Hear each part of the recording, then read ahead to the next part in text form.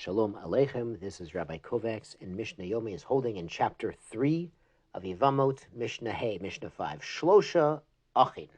We have 3 brothers, Shnaim Mehem Nisuyim Shtei Achayot. And 2 of those brothers are married to 2 sisters, Rachel Valeah, Ve'echad Mufne. And the 3rd brother is Mufne, is single or free. It's interesting, the restrooms on the El Al airplanes, when the restroom is unoccupied, it says panui. Panui is the same shorish, the same root as mufne. So met echod mibale chayot. So Nebuch, one of the husbands of the 2 sisters, passes away with no children. Va'asaba mufne Maamar. So the single brother performs a Maamar. Now, we've mentioned Maamar before, and again, it's the rabbinic level kiddushin that the Yavam performs with the Yevamot, perhaps giving her a ring or something of value. Maybe they'll throw a l'chaim, throw a party for their, basically, it's like an engagement. Now, the Maamar is a rabbinical level kiddushin on in a regular marriage context. Without a Yibum involved, a Kiddushin does make her a fully married woman because Kiddushin is a biblically valid legal connection. This Maamar is a rabbinic level connection. We're going to see that has an impact on what to do here. Ve'achar kach, and after this happens, met Ochiv Hasheni. His other brother, married to the sister, passes away. So the Mufna brother, the originally single brother, we'll call him Levi. So Levi's now done Maamar to the widow of his first deceased brother, and Maamar is a rabbinic level connection. But now the second widow is up for Yibum, and so he has to do something to take care of that. So here, Beit Shammai holds Ishto Imo. His wife is already with him, meaning that Maamar that Levi did was strong enough, even though it's a rabbinic level Kiddushin, it's strong enough to designate her as his wife already. The Holo, so the other widow, the second widow, Teitse, she goes out, she can marry someone else without Chalitz or Yibum, Mishum Achot Isha, because she's the sister of his wife. That's one of the arayot, the family relationships we mentioned in the first chapter. So according to Beit Shammai, she's not even in the ballpark, not in the running for Yibum or Chalitza, because Levi's already done Maamar and effectively married enough the first widow to knock the second widow out of the running. Beit Hillel disagrees. They say Motzi et Ishto beget of Chalitza. Sadly, he has to divorce the first wife using a get, and then now the get is to undo the Maamar. Just like after a Kiddushin in a normal marital context, she's a married woman, and if they want to get divorced, they would require a get. Uba chalitza. And they also need a chalitza to dissolve the zika that obligates her to get a yibum or chalitza before marrying somebody other than the brothers. The eshet achiv, and the wife, the second widow, the wife of the second brother to pass away, b'chalitza. She needs a chalitza. She never got a maamar, so she doesn't need a get, but she needs a chalitza before she marries someone else.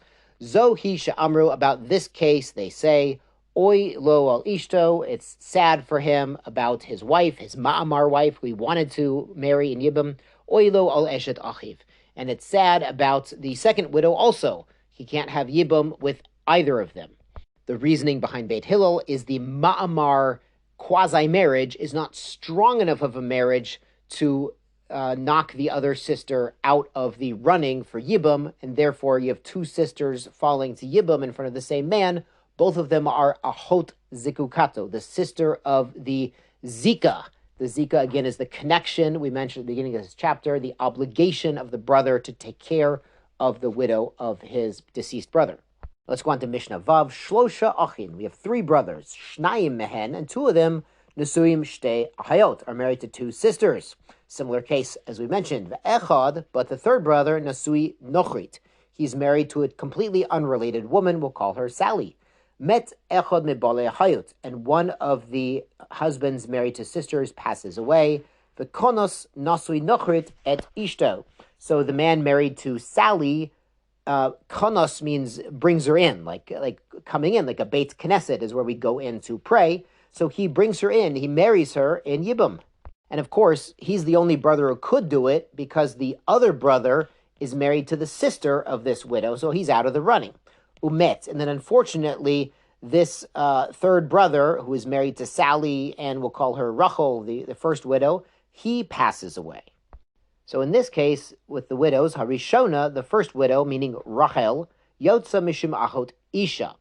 She goes out free with no chalitza or yibum because she's the sister of his wife, because the only surviving brother is married to Rachel's sister Leah. The Shnia and the second wife, Sally, for the first widow to get the yibum, Mishum Tsorota.